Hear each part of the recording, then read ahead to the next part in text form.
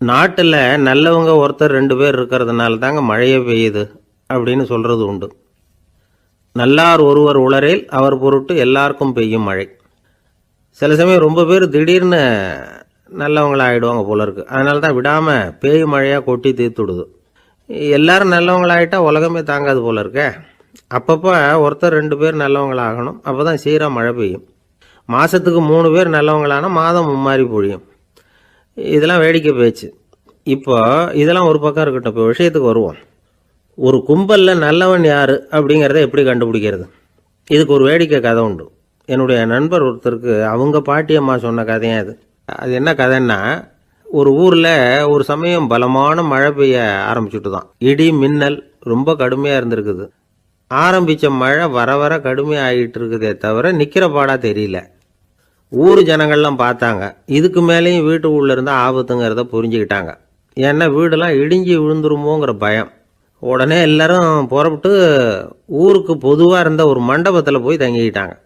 மின்னல் கடுமையாக இருந்தது. இடி எந்த நேரத்துலையும் விழலாம்ங்கிற நிலைமை. எப்போ விழலாம்னு பார்த்துக்கிட்டு இருக்குது. அந்த மண்டபத்தில் இருந்த ஜனங்கள் மனசுக்குள்ளே ஒரு பயம். நம்ம கூட்டத்தில் யாராவது ஒரு கெட்டவன் பாவம் பண்ணவன் இருந்தால் கூட இடி இந்த மண்டபத்தில் விழுந்துரும்.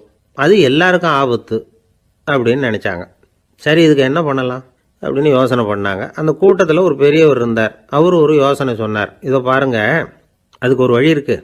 அதோ எதிர்த்தாப்புல கொஞ்சம் தூரத்தில் ஒரு உயரமாக மரம் ஒன்று இருக்குது பாருங்கள். பொதுவாக இடி சுலபமாக விழறது அது மாதிரி உயரமான மரத்தில் தான். நம்ம கூட்டத்தில் இருக்கிறவங்க எல்லாரும் ஒவ்வொருத்தராக போய் அந்த மரத்தை தொட்டு விட்டு திரும்பி வந்துடணும். நம்மள பாவம் பண்ணவன் யாரோ அவன் அந்த மரத்தை தொடுற சமயத்தில் இடி விழுந்துடும். அவன் மட்டும் போயிடுவான். மண்டபத்தில் இருக்கிற நாமெல்லாம் பொழைச்சிக்கலாம் அப்படின்னு ஐடியா கொடுத்தார் அந்த பெரியவர். இது நல்ல யோசனையாக பட்டது. எல்லாரும் ஒத்துக்கிட்டாங்க. ஒவ்வொருத்தராக போய் அந்த மரத்தை தொட்டு விட்டு திரும்பி வந்தாங்க. இடி எதுவும் விழலை. இன்னமும் பாவம் பண்ண ஆசாமி அதை போய் தொடலை போல இருக்கு அப்படின்னு நினச்சிக்கிட்டாங்க. ஒவ்வொருத்தராக போகிறாங்க. எல்லாரும் போய் தொட்டு விட்டு வந்தாச்சு. இன்னும் ஒரே ஒரு ஆசாமி தான் பாக்கி. கடைசியாக இருந்த அந்த ஆள் பயந்துட்டான். இது வரைக்கும் இடி விழலைன்னா இப்போ என்ன அர்த்தம்? இப்போ நாம தான் பாக்கி, நாம தான் தப்பு பண்ண ஆள் போல இருக்குது அப்படின்னு நினச்சிட்டான். அதனால் துணிச்சலாக போய் தொடுறதுக்கு பயந்தான்.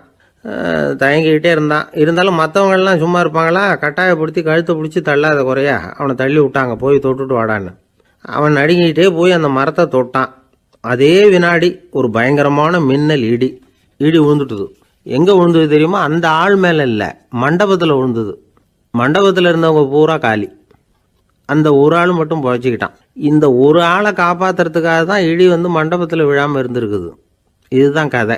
அதனால் நல்லவங்க எப்படியும் தப்பிச்சுக்குவாங்க அப்படிங்கிறது ஒரு நீதி. ஒருத்தன் அப்படி தான் தெருவில் நடந்து போய்கிட்டு இருந்தான். ரொம்ப நல்லவன். எதிரில் ஒருத்தன் சைக்கிளில் வந்துக்கிட்டு இருந்தான். அதில் மோதி இவன் கீழே விழுந்துட்டான். சைக்கிள்காரன் உடனே இறங்கி இவனை தூக்கி விட்டான். இவன் எழுந்திரிச்சு அவனை முறைச்சி பார்த்தான். அப்படி பார்க்காதீங்க சார், நீங்கள் ரொம்ப புண்ணியம் பண்ணியிருக்கீங்க, அதுதான் இப்போ சைக்கிளில் மோதிக்கிட்டீங்க அப்படின்றான். என்ன அப்படி சொல்கிறேன் நான்? இவன் 10 நிமிஷத்துக்கு முன்னாடி நான் லாரி ஓட்டிகிட்டு வந்தேன், அப்போ நீங்கள் எதிரில் வந்திருந்தீங்கன்னா என்ன ஆயிருக்கும் அப்படின்னானா அவன். ஒரு காட்டில் ஒரு முனிவர் இருந்தார். ஒரு நாள் அவரை தேடிக்கிட்டு 4 பேர் வந்தாங்க. சுவாமி, எங்களுக்கு ரொம்ப நாளாக ஒரு சந்தேகம்னாங்க. என்னன்னு கேட்டார். இந்த உலகத்தில் எவ்வளவோ காரியங்கள் நடக்குது, எது நியாயம் எது அநியாயம் அப்படின்னு புரிஞ்சிக்க முடியலன்னாங்க. அது யாராலையும் புரிஞ்சிக்க முடியாதுன்னார் முனிவர். வந்தவங்களுக்கு ஆச்சரியமாக போச்சு. ஒரு மாதிரியாக பார்த்தாங்க. இதை முனிவர் கவனிச்சார். சரி, புறப்படுங்க என்னோடன்னார். எங்கன்னு கேட்டாங்க. இப்போ உங்கள் 4 பேரையும் ஒரு புஷ்பக விமானத்தில் அழைச்சிட்டு போகிறேன். இந்த உலகத்தில் சர்வசாதாரணமாக நடக்கக்கூடிய ஒரு காட்சியை உங்களுக்கு காட்ட போகிறேன். நீங்கள் பார்க்க போகிற அந்த காட்சி நியாயமா அநியாயமா அப்படிங்கிறத என்கிட்ட சொல்லணும். நீங்கள் சரியான பதில் சொன்னால் புஷ்பக விமானத்தில் தொடர்ந்து பிரயாணம் பண்ணலாம். தவறான பதில் சொன்னால் இந்த புஷ்பக விமானம் உங்களை கீழே தள்ளி விட்டுரும் அப்படின்னார். 4 பேருக்கும் பயந்தான். இருந்தாலும் முனிவர் கூப்பிடுறாரு அப்படின்னு சொல்லி புறப்பட்டாங்க. அவங்க எல்லாரும் புறப்பட்டு ஒரு காட்டு வழியாக போய்கிட்டு இருக்கிறாங்க புஷ்பக விமானத்தில். அங்கே நடக்கிற ஒரு காட்சியை காட்டுறார் முனிவர். அதோ அங்கே பாருங்கன்னார். அந்த விமானத்தில் இருந்தபடியே எல்லாரும் கீழே குனிஞ்சு பார்க்குறாங்க. அங்கே ஒரு தாய் புலி அப்போ தான் குட்டி போட்டிருக்கு. குட்டிகளை ஈன்ற உடனே பசிக்கு இறை தேடி அந்த பக்கமாக வருது. அதே நேரம் ஒரு தாய் மான், அதுவும் அப்போ தான் குட்டி போட்டிருக்கு. அதுவும் இதே மாதிரி குட்டிகளை ஈன்ற உடனே பசிக்கு இறை தேடி அந்த பக்கமாக வருது. இப்போ அந்த புலி அந்த மானை அடித்து போட்டுவிடுது, அதுவும் சாப்பிடுது, குட்டிகளுக்கும் கொடுக்குது. இப்போ அந்த புலிக்குட்டிகள் முகத்தில் மகிழ்ச்சி, தாயை இழந்த அந்த மான் குட்டிகள் முகத்தில் துக்கம். இப்போ அந்த முனிவர் 4 பேர்கிட்டையும் கேட்குறார், நீங்கள் இங்கே பார்த்தீங்களே, இதில் எது நியாயம் எது அநியாயம்? ஒவ்வொருத்தராக சொல்லுங்கள். உங்கள் பதில் சரியில்லைன்னா இந்த விமானம் உங்களை கீழே தள்ளி விட்டுரும், சொல்லுங்கள் பார்க்கலாம்னார். முதல்ல ஒருத்தன் சொன்னான், அந்த புலி செஞ்சது சரிதாங்க, அது பசிக்கு அதுதான் ஆகாரம், தன்னுடைய பசிக்கு தானே இறை தேடிக்கிட்டுது, அதில் என்ன தப்பு, அவ்வளவுதான், அதனால் புலி செஞ்சது நியாயம்தான் அப்படின்னா. அவ்வளவுதான், அந்த விமானம் அவனை அப்படியே கீழே தள்ளி விட்டுட்டுது. அதனால் அவன் கொடுத்த பதில் சரியில்லை அப்படிங்கிறது புரிஞ்சு போச்சு. இப்போ 2வது ஆள் சொன்னான், புலி செஞ்சது பாவம், அந்த தாய்மான் என்ன தப்பு பண்ணிச்சு, இப்போ அந்த குட்டிகளுக்கு யார் ஆதரவு, அதனால் புலி செஞ்சது அநியாயம் அப்படின்னா. அவ்வளவுதான், அவனையும் கீழே தள்ளி விட்டுடுது அந்த விமானம். இந்த பதிலும் சரியில்லை அப்படின்னு ஆயிட்டுது. இப்போ 3வது ஆள் வந்தான். முதல்ல 2 பேர் கீழே விழுந்ததை பார்த்துக்கிட்டு இருந்தான். அதனால் அவன் சொன்னான், ரெண்டுமே நியாயம்தாங்க, புலி இறை தேடினதும் இயற்கை, அதுக்கு மான் இறையானதும் இயற்கை, அதனால் இதில் ஒன்றும் தப்பு இல்லைன்னா. அவ்வளவுதான், அவனையும் அந்த விமானம் கீழே பிடிச்சி தள்ளி விட்டுது. இப்போ 4வது ஆள் வந்தான். முனிவர் கேட்டார், நீயாவது சொல்லுப்பா, இந்த செயலில் எது நியாயம்னார். அவன் தெளிவாக பதில் சொன்னான். அதாவது என்ன சொன்னான்னா, எனக்கு தெரியல அப்படின்னா. அவனை விமானம் கீழே தள்ளலை, சௌரியமாக அழைச்சிட்டு போட்டுது. இவனும் பிரயாணம் சௌக்கியமாக பண்ணானான். ஆக இதுதான் சரியான பதிலுங்கிறத முனிவர் உணர்த்தினார். இந்த கதையிலிருந்து நாம் புரிஞ்சுக்க வேண்டியது என்னன்னா, இந்த உலகத்தில் எவ்வளவோ காரியங்கள் நடக்குது, அதெல்லாம் ஏன் அப்படி நடக்குதுங்கிறதுக்கு எப்பேற்பட்ட பண்டிதராலும் பதில் சொல்ல முடியாது. தெரியாததை தெரியாதுன்னு ஒத்துக்கிட்டா வாழ்க்கை பிரயாணம் சுகமாக இருக்கும். அதனால் தேவையில்லாத விஷயங்களை புரிஞ்சுக்கிறதுக்கு நேரத்தை செலவு பண்ணிகிட்டு இருக்கக்கூடாது, வாழ்க்கையை குழப்பிக்க கூடாது. வாழ்க்கைக்கு தேவையானது என்னவோ அதை மட்டும் புரிஞ்சுக்கிட்டா போதும். இந்த காலத்து ஆள் ஒருத்தன் ஒரு பெரியவரை தேடி வந்தான். ஐயா, ஒரு சந்தேகம்னா. என்ன உன்னுடைய சந்தேகம்னார். பகுத்தறிவுன்னா என்ன, விதின்னா என்ன அப்படின்னு கேட்டான். இதுக்கு அவர், இப்போ உன்னுடைய வலது காலை தூக்குன்னார். தூக்கினான். சரி, இப்போ உன்னுடைய வலது காலை கீழே இறக்காம உன்னுடைய இடது காலையும் தூக்குன்னார். தூக்கினான். பொத்துன்னு கீழே விழுந்துட்டான். பெரியவர் சொன்னார், உன்னால் ஒரு காலை தூக்க முடிஞ்சுது, அதுதான் பகுத்தறிவு. 2 கால்களையும் ஒரே சமயத்தில் தூக்குனா அடிபடும், அப்படிங்கிறது தான் விதி அப்படின்னு விளக்கம் கொடுத்தார். இவன் தன்னுடைய விதியை நொந்துக்கிட்டே இடுப்பை பிடிச்சிக்கிட்டு அங்கேருந்து நடந்து போயிட்டானான். ஒரு பெரிய அரசன் இந்த உலகம் பூராவையும் ஆண்டுகிட்டு இருந்தான். ரொம்ப காலம் அப்படி அரசாட்சி பண்ணிக்கிட்டு இருந்தான். திடீர்னு அவனுக்கும் சில எதிரிகள் முளைச்சாங்க. அவங்கெல்லாம் ஒன்று சேர்ந்து இவனை தோற்கடிச்சுட்டாங்க. தோற்று போனதும் இவனுக்கு பயம் வந்துட்டுது, எங்கே எதிரிகள் நம்ம கொண்டுடுவாங்களோ அப்படின்னு. வெளியில் வந்தால் தனக்கு ஆபத்துன்னு பயந்துக்கிட்டு யாருக்கும் தெரியாமல் ஒரு குகைக்குள்ளே போய் பதுங்கி கிடக்கிறான். நிலைமையை பாருங்கள். முதல் நாள் அரண்மனையில் அதிகாரம் பண்ணிக்கிட்டு இருந்தவன் மறுநாள் குகையில் பயந்து போய் பதுங்கி கிடக்கிறான். ராத்திரி நேரம் வந்தது, பசி வயத்தை கிள்ளுது, பிச்சை எடுத்து சாப்பிட வேண்டிய நிலைமை. பிச்சை எடுக்கிறதுக்கு பாத்திரம் வேணுமே, என்ன பண்ணுறது அப்படின்னு அங்கேயும் இங்கேயும் பார்க்குறான். ஒரு மூலையில் யாரோ விட்டுட்டு போன ஒரு ஓடு கிடக்குது. அதை எடுத்துக்கிட்டு புறப்பட்டான். இருட்டில் வழி புரியல. ஏதோ ஒரு யூகத்தில் காலை மெதுவாக எடுத்து வச்சு நடந்து போயிட்டுருக்கிறான். வழியில் ஒரு கருப்பு நாய் படுத்து கிடந்தது. இருட்டில் அவன் இது கண்ணுக்கு சரியாக தெரியல, அவனுக்கு தவறி போய் காலை வச்சுட்டான். அது மேலே நாய் சும்மா இருக்குமா, வள்ளுன்னு விழுந்து கடிச்சு விட்டுது. காலை பார்க்குறான், காலத்தையும் நினச்சி பார்க்குறான். அரண்மனையில் வீரக்கழல் அணிந்த காலை உடைய மன்னா அப்படின்னு புகழ்வாங்களே புலவர்கள்லாம், ஆனால் அது இன்றைக்கி நாய் கடித்த காலம் ஆயிட்டுதே அப்படின்னு நினைக்கிறான். அது மட்டும் இல்லை, முன்னாடியெல்லாம் பொற்கிண்ணங்களில் தான் அவன் சாப்பிடுவான். ஆனால் இப்போது உடஞ்சி போன ஓட்டு, அது ஓட்டை கையில் வச்சுக்கிட்டு நிற்கிறான். அதில் யாராவது சாப்பாடு போடுவாங்களான்னு. முன்னாடியெல்லாம் நிறைய பேர் அரண்மனைக்கு வருவாங்க, அரசருக்கு காணிக்கைன்னு சொல்லி இவன் காலடியில் கொண்டாந்து கொட்டுவாங்க. அப்போல்லாம் இவன் அந்த ஜனங்களுடைய முகத்தை திரும்பி கூட பார்க்கறதில்ல, ரொம்ப கர்வமாக உட்காந்துருப்பான். அதே ஆள் இன்றைக்கி எல்லார் கண்ணுலேயும் படுறது மாதிரி பிச்சை எடுத்துக்கிட்டு இருக்கிறான். அப்போலாம் காணிக்கைகளை தன்னுடைய கையால் வாங்குறது தனக்கு கௌரவ குறைச்சல்னு நினச்சி தன்னுடைய வேலைக்காரங்களை விட்டு தான் அதை வாங்க சொல்லுவான். இப்போ பார்த்தீங்கன்னா அவனே தன் கையாலேயே பிச்சை வாங்குறான். நினச்சி பாருங்கள், அந்த மனுஷன் நாள் அரசன், மறுநாள் பிச்சைக்காரன், எவ்வளோ வித்தியாசம். செல்வம் தான் இப்படி ஒரு வித்தியாசம் ஏற்படுறதுக்கு காரணம். அப்படிப்பட்ட செல்வம் வாழ்க்கையை நடத்துறதுக்கு நமக்கு தேவை தான். ஆனால் அதையே நாம் அடைய வேண்டிய பயனாக நினைக்கிறோம் பாருங்கள், அதுதான் வேடிக்கை. இதை நம்மாழ்வார் அழகாக ஒரு பாசுரத்தில் சொல்கிறார். ஒரு நாயகமாய் ஓட உலகுடன் ஆண்டவர், கருணாய் கவர்ந்த காலர், சிதைகிய பானையர், பெருநாடு காண இம்மையிலே பிச்சைதாம் கொள்வர், திருநாரணன் தாழ் காலம் பெற சிந்தித்து உய்மினோ அப்படிங்கிறார் நம்மாழ்வார். ஒரு பெரிய பணக்காரர் ஒரு துறவிகிட்ட போய், சாமி என்கிட்ட நிறைய பணம் இருக்குது, இருந்தாலும் நிம்மதி இல்லை, என்னால் நிம்மதியாக இருக்க முடியல, என்ன காரணம்னு கேட்டாராம். உடனே அந்த துறவி இதுக்கு நேரடியாக பதில் சொல்லாமல் பக்கத்தில் நின்றுக்கிட்டு இருந்த ஒரு குழந்தைய கூப்பிட்டார். அது ஓடியாந்தது. ஒரு ஆப்பிள் பழத்தை எடுத்து அது கையில் கொடுத்தார். அதை வாங்கிக்கிட்டு குழந்தை சிரிச்சுது. இன்னொரு பழத்தை எடுத்து கொடுத்தார். அதை இன்னொரு கையில் வாங்கிட்டு சிரிச்சுது. மூணாவது ஆப்பிளை எடுத்து கொடுத்தார். 2 பழத்தையும் நெஞ்சில் அணைச்சிக்கிட்டு 3ஆவது பழத்தையும் வாங்கிறதுக்கு முயற்சி பண்ணிச்சு. ஆனால் அது உடனே நழுவி கீழே விழுந்து உருண்டு ஓடிச்சு. ஏற்கனவே இருந்ததும் விழுந்துட்டுது. இப்போ அந்த குழந்தை அழ ஆரம்பிச்சுட்டுது.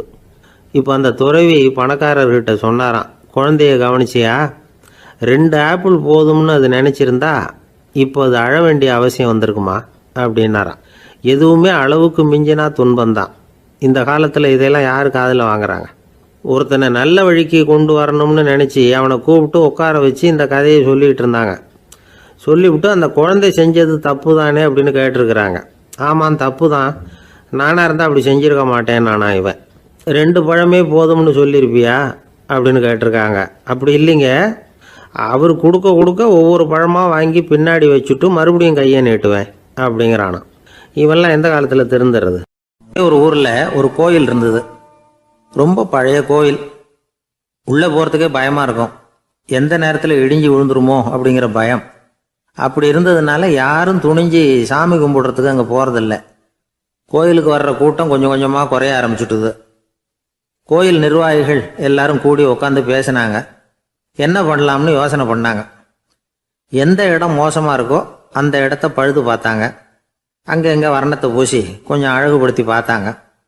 ஏதோ இந்த ஊரில் கோயில்னு ஒன்று இருக்குது, அது மக்களுக்கு தெரியணும் அப்படிங்கிறதுக்காகத்தான் இப்படிலாம் பண்ணாங்க. இருந்தாலும் கோவில் இருக்கிற நிலைமை மக்களுக்கு தெரியும். அதனால் அங்கே வர்றது குறைச்சிக்கிட்டாங்க அவங்க. ஒரு கட்டத்தில் யாருமே வர்றதில்லை. நிலைமை அந்த அளவுக்கு ஆயிட்டுது. மறுபடியும் கோவில் நிர்வாகிகள் கூட்டம் நடந்தது. இந்த கூட்டம் கூட கோயிலுக்கு உள்ளே நடக்கலை. இடிஞ்சு விழுந்துருமோங்கிற பயம். அதனால் வெளியில் தான் உட்காந்து கூட்டத்தை நடத்தினாங்க. ஏன்னா உள்ளே போகிறதுக்கு அவங்களுக்கும் துணிச்சல் கிடையாது. எந்த நேரமும் விழுந்துரும் போல் இருந்தது அது. அது வழியாக போகிறவங்க கூட வேகமாக அந்த இடத்த கடந்து போக ஆரம்பிச்சிட்டாங்க. கோவில் நிர்வாகிகள் வெளியில் உட்காந்து கூட்டம் போட்டாங்க இல்லையா, அந்த கூட்டத்தில் 4 தீர்மானங்களை நிறைவேற்றினாங்க. அது என்ன 4 தீர்மானம்னா, முதல் தீர்மானம், இந்த கோவிலை இடிப்பது அப்படிங்கிற முடிவை இந்த கமிட்டி மிகவும் வருத்தத்துடன் ஏற்றுக்கொள்ளுகிறது அப்படின்னு நிறைவேற்றினாங்க. இதுக்கு பதிலாக இன்னொரு கோவிலை உடனடியாக கட்டி முடிச்சுடணுங்கிறது 2வது தீர்மானம். 3வது தீர்மானம் என்ன தெரியுமா? பழைய கோவிலின் கதவுகள், அதிலிருந்து பிரித்து எடுக்கிற செங்கல், இதையே புது கோவில் கட்டுவதற்கு பயன்படுத்தி கொள்ள வேண்டியது. பழைய கோவில் இருந்த மாதிரியே அதே வடிவத்தில் புது கோவிலையும் கட்ட வேண்டியது. பழைய கோவிலின் அஸ்திவாரத்தை அப்படியே வச்சுக்கிட்டு அதுக்கு மேலே நாம் கோயிலை கட்டிக்க வேண்டியது. இதுதான் 3வது தீர்மானம். இதையும் கமிட்டி முழு மனசோடு ஏற்றுக்கிட்டது. இது வரைக்கும் சரி. இப்போ அந்த கமிட்டி 4வதாக ஒரு முக்கியமான தீர்மானத்தை கொண்டுகிட்டு அதையும் ஏகமனதாக நிறைவேற்றி விட்டது. அது என்ன தீர்மானம்னா, புதிய கோவில் கட்டி முடிக்கிற வரைக்கும் பழைய கோவிலை இடிக்கிறதில்லை அப்படிங்கிற தீர்மானம். எப்படி இருக்குது பாருங்க இது. பழசை இடிக்காத வரையில் அதே இடத்துல புதுசாக எப்படி கட்ட முடியும்? பல விஷயங்களில் நாம் நடந்துக்கிற முறையும் இப்படி தான் இருக்குதான். வாழ்க்கையில் முன்னேறணும்னு ஆசைப்படுவோம். அதே நேரத்தில் அந்த முன்னேற்றத்துக்கு எது தடையாக இருக்கோ அதை விட்டு விடுறதுக்கும் மனசு வராது. வெளிநாட்டில் ஒரு பெரிய விருந்து நடந்துக்கிட்டு இருந்துதான். எல்லாரும் மது கோப்பையும் கையுமா அலைஞ்சிக்கிட்டு இருக்கிறாங்க. ஒருத்தர் மட்டும் கையில் எதுவும் இல்லாமல் ரொம்ப நல்ல பிள்ளையா சாதுவா ஒரு ஓரமாக தனியாக உட்காந்துருக்கிறார். அவர்கிட்ட நெருங்கி வாங்க மது சாப்பிடலாம் அப்படின்னு கூப்பிட்டாங்களாம். என்னை வற்புறுத்தாதீங்க, நான் என் மனசுக்குள்ள உறுதியாக தீர்மானம் பண்ணிவிட்டேன் அப்படின்னாராம். என்ன தீர்மானம் பண்ணியிருக்கீங்க அப்படின்னு கேட்டிருக்காங்க.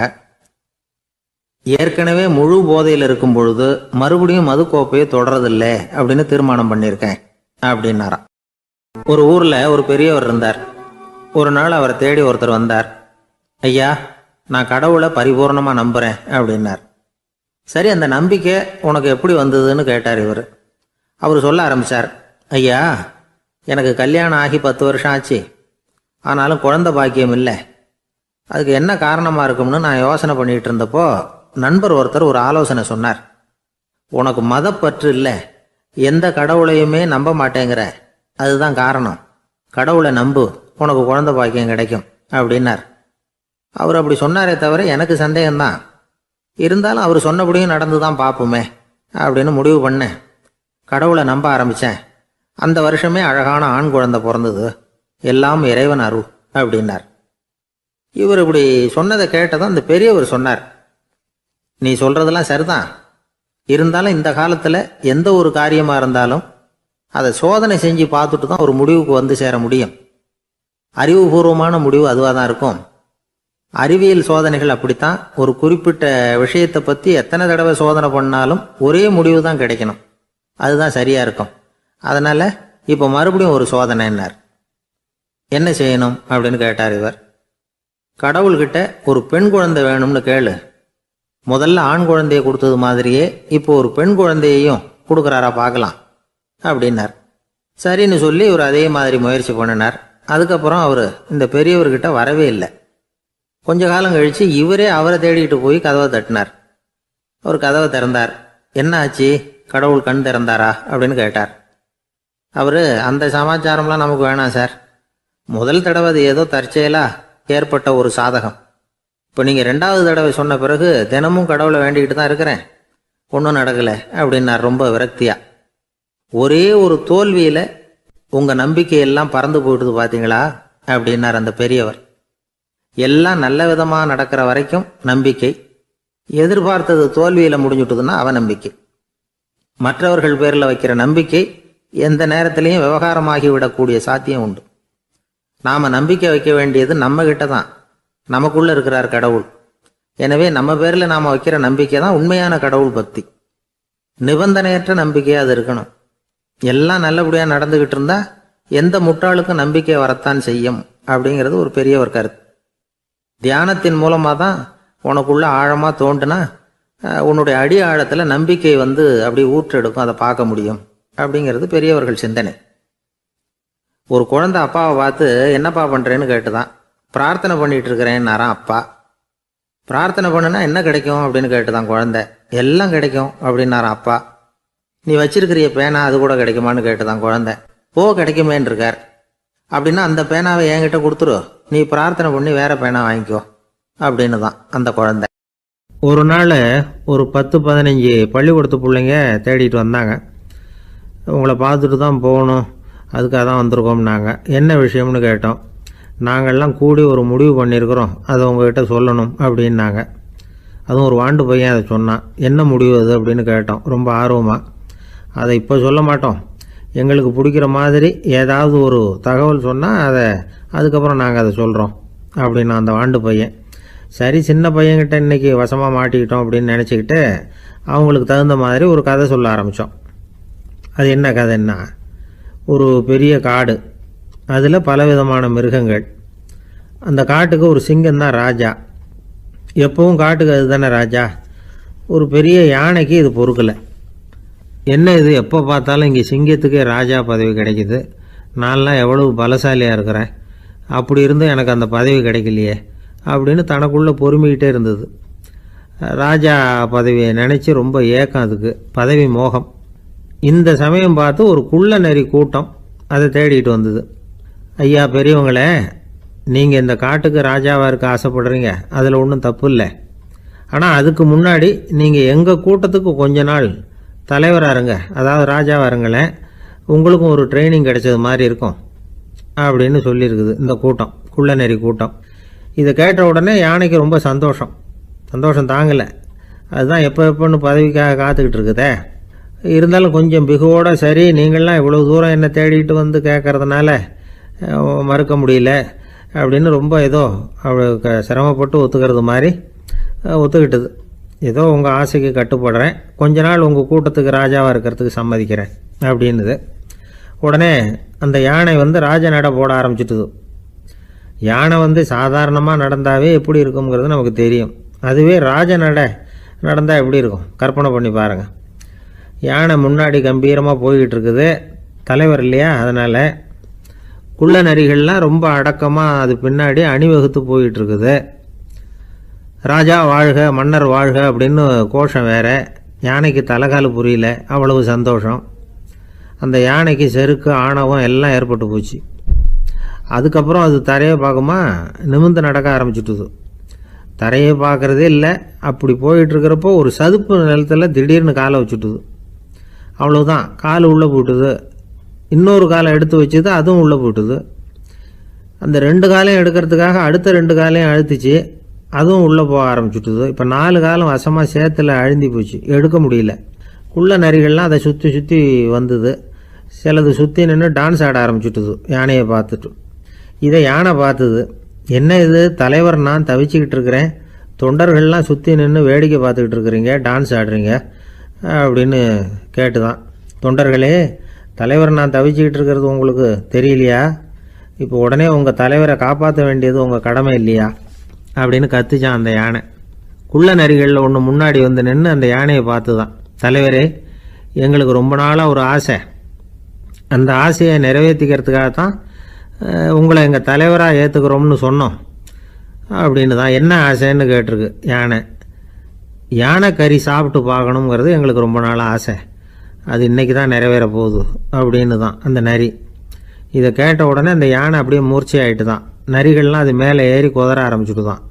பதவி மேலே இருந்த பேராசை அந்த பலசாலியான யானையையே மாட்டி விட்டுட்டுது பார்த்தீங்களா அப்படின்னு சொல்லி முடித்தோம் இந்த கதையை அந்த சின்ன பிள்ளைங்கக்கிட்ட. சரிங்க, இப்போ நாங்கள் உங்களை தேடி வந்த விஷயம் என்னங்கிறத சொல்லவா அப்படின்னா ஒரு வாண்டு பையன். சீக்கிரம் சொல்லு தம்பி, சஸ்பென்ஸ் தாங்கலை அப்படின்னோம்.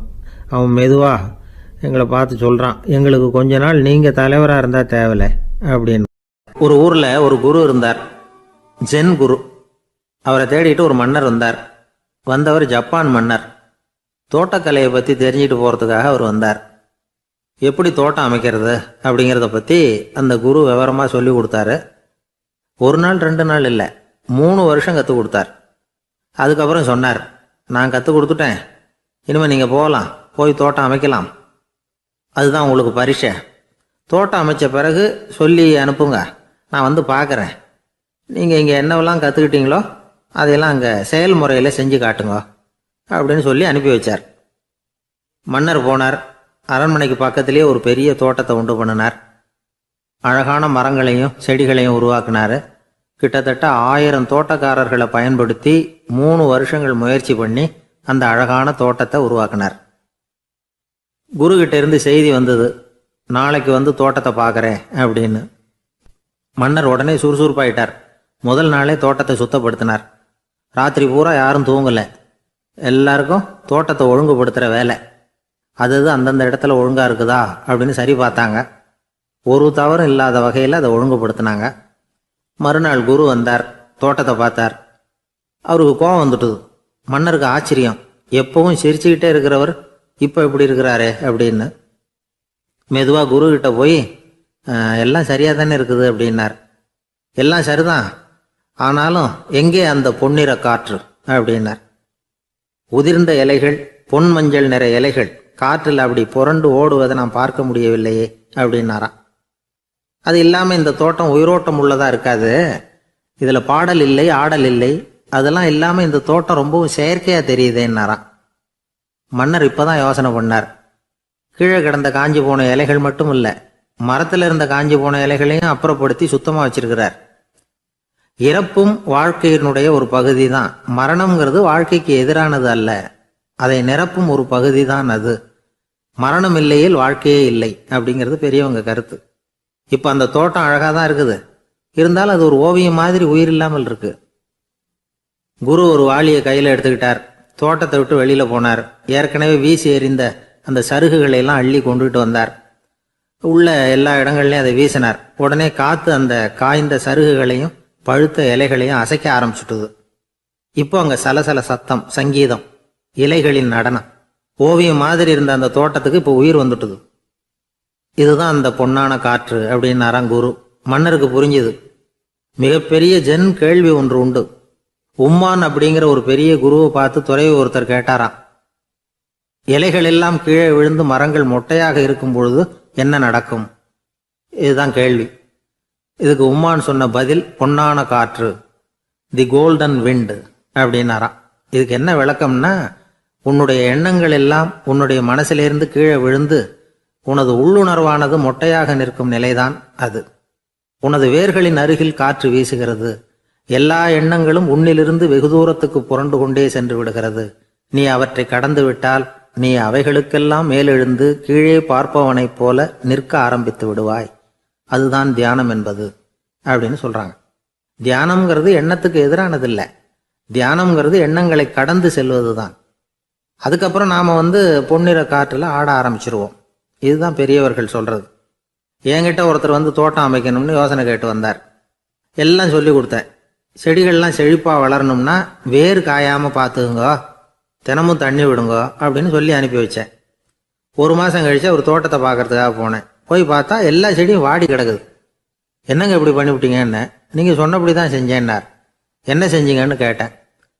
வேர் காயாம பார்த்துக்க சொன்னீங்க, தினமும் ஒரு தடவை எல்லா செடியையும் ஒவ்வொன்றா பிடுங்கி பார்த்து வேர் காயாம இருக்கா அப்படின்னு பார்த்துட்டு அதுக்கப்புறம் தண்ணி பாய்ச்சனே, அவ்வளவுதான் அப்படின்னார். தான் மட்டும் வாழ்ந்தா போதும் அப்படின்னு நினைக்கிறவங்க உண்டு.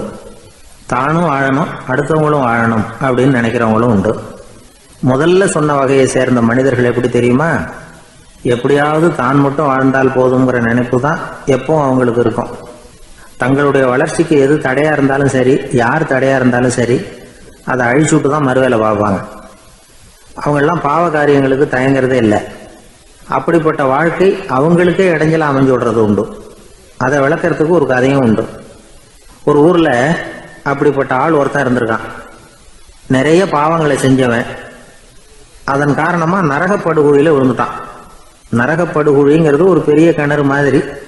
ஏற்கனவே பாவம் செஞ்சவங்க நிறைய பேர் அதில் விழுந்து கிடக்குறாங்க. உள்ள ஏகப்பட்ட சத்தம், எல்லாம் அந்த பாவாத்மாக்கள் போடுற சத்தம். இப்போ விழுந்தானே இவனும் சத்தம் போட்டான். இவன் போடுற சத்தம் கொஞ்சம் அதிகமாக கேட்டுது. இந்த கிணத்துக்கு பக்கத்துல புத்தர் உட்கார்ந்துருக்கிறார். அவர் காதில் இவன் போடுற சத்தம் விழுந்தது. உடனே அந்த கிணத்தடிக்கு போனார். குனிஞ்சு பார்த்தார். சாமி என்னை காப்பாத்துங்க அப்படின்னு கத்தனா இவன். புத்தர் அவனை கொஞ்சம் கவனிச்சு பார்த்தார். மனித சமுதாயத்துக்கு அவன் என்னென்ன கெடுதல் பண்ணியிருக்கிறாங்கிற விவரம்லாம் அவர் மனக்கண்ணில் தெரிஞ்சது. அவருக்கு எல்லாம் புரிஞ்சு போச்சு. இருந்தாலும் அவனை காப்பாத்துறதுக்கு ஏதாவது வழி உண்டா அப்படின்னு யோசிச்சார். அவன் தன்னுடைய வாழ்நாளில் ஏதாவது நல்லது செஞ்சிருக்கானா அப்படின்னு பார்த்தார். ஒரே ஒரு சமயம் அவன் தன்னுடைய காலடியில மிதிபட இருந்த சிலந்தியை மிதிக்காமல் தாண்டி போயிருக்கிறான். இந்த ஒரு காரியத்துக்காக அவனை கரையேற்ற முடியுமா அப்படின்னு நினைச்சார். அவ்வளவுதான். உடனே அவர் கையில ஒரு சிலந்தி உட்காந்துதான். அதுகிட்ட இருந்து நூல் இழை வெளிவர ஆரம்பிச்சது. அந்த நூல் இழை கிணற்று ஆழம் வரைக்கும் அப்படியே நீண்டுகிட்டே போச்சான். புத்தர் பார்த்தார். இந்த நூலை பிடிச்சிக்கிட்டு மேலே ஏறி வா அப்படின்னார். என்னங்க சொல்றீங்க? இந்த சிலந்தி நூல் என்ன தாங்குமான்னு கத்தனான். எல்லாம் தாங்கும், அதை பிடிச்சிக்கிட்டு ஏறி வா அப்படின்னார். சந்தேகத்தோடவே அவன் அந்த நூல் இழைய பிடிச்சி இழுத்து பார்த்தான். ரொம்ப வலுவா இருந்தது. அவனுக்கு ஆச்சரியம். அதை பிடிச்சிக்கிட்டே மெதுவா மேலே ஏறி வர ஆரம்பிச்சுட்டான். பாதி தூரம் ஏறி வந்திருப்பான். அப்போ அவன் காலுக்கு கீழே ஏதோ சத்தம். என்னன்னு குனிஞ்சு பார்க்கறான். கீழே கிடந்தவங்க சில பேரும் அந்த நூலை பிடிச்சி மேலே வந்துகிட்டு இருக்கிறாங்க. இவனுக்கு கோபம் வந்துட்டுது. தன்னுடைய இடுப்புல வச்சிருந்த கத்தியை எடுத்து தன்னுடைய காலுக்கு கீழே நூல் இழையை அப்படியே வெட்டி விட்டுட்டான். இனிமே நாம மட்டும்தான் மேலே ஏறி வந்துடணும் அப்படின்னு நினைச்சுக்கிட்டான். ஆனா நடந்தது என்ன தெரியுமா? மொத்த நூல் இழையும் அப்படியே அருந்து கீழே விழுந்துட்டுது. அவனும் பொத்துன்னு கீழே விழுந்துட்டான். மறுபடியும் கத்த ஆரம்பிச்சுட்டான். ஏற்கனவே அவன் செஞ்சிருந்த ஒரு சிறு கருணை அந்த நூல் இழைக்கு உறுதியை கொடுத்தது. இப்போ அவன் செஞ்ச பாவம் அந்த நூல் இழைய வலுவிழக்க செஞ்சுட்டுது. அடுத்தவங்களும் வாழணுங்கிற எண்ணம் அவனுக்கு இருந்திருந்தா இப்போ அவனும் கரையேறி வந்திருப்பான், மற்றவங்களும் சௌக்கியமா சேர்ந்திருப்பாங்க. அதனால நாமும் வாழணும், அடுத்தவங்களும் வாழணும் அப்படின்னு நினைக்கிறவன் வாழ்க்கையில சீக்கிரம் முன்னுக்கு வந்துடுவான். ஒருத்தன் ஒரு டாக்டர் கிட்ட போனான், மருந்து வாங்கினான், வாங்கி கொண்டாந்து பேசாமல் வச்சுட்டான், சாப்பிடல. அப்புறம் எதுக்காகப்பா போய் அவர்கிட்ட மருந்து வாங்கினேன் அப்படின்னு கேட்டாங்க. டாக்டர் வாழணும் இல்லையா, அதனால தான் அப்படின்னா. அவர் கொடுத்த மருந்து நீ ஏன் சாப்பிடல அப்புறம்